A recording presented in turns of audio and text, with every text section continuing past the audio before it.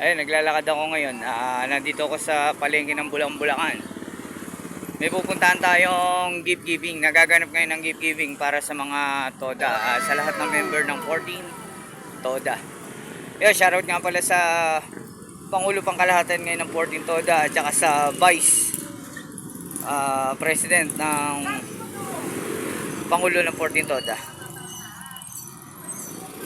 Lahat ng member ng TODA dito sa Bulacan magkakaroon ng pamaskong handog mula kay kagalang-galang Ronnie Meneses, anak ng mayor ng Bulacan, si Berhol Meneses. Pupunta tayo doon, titingnan natin.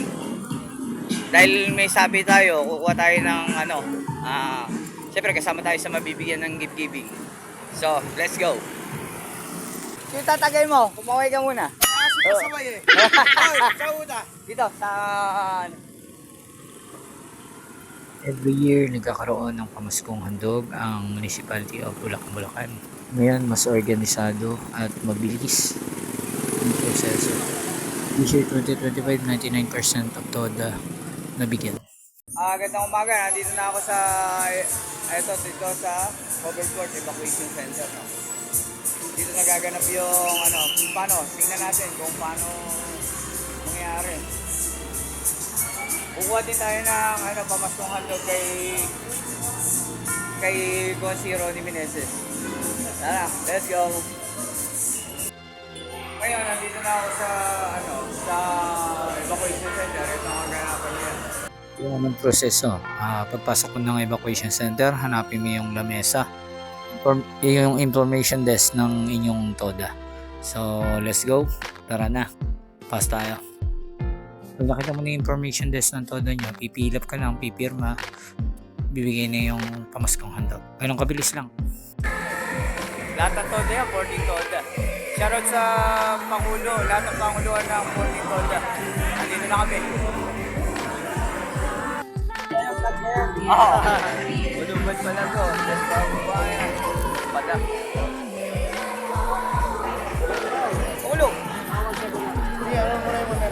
Magpapaserox pa ba kami? Hindi na. May mamerta? Ako yun. Yo, nandito na ako sa evacuation center. Pipirma muna kasi pipila. Tapos ako sa Bagong Bayan ako nakapunta eh. Yun.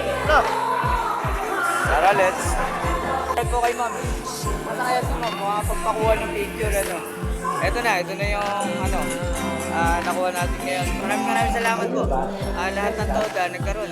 Lahat ng member ng 14 TODA. Punta na kayo sa mga hindi pa nakapunta.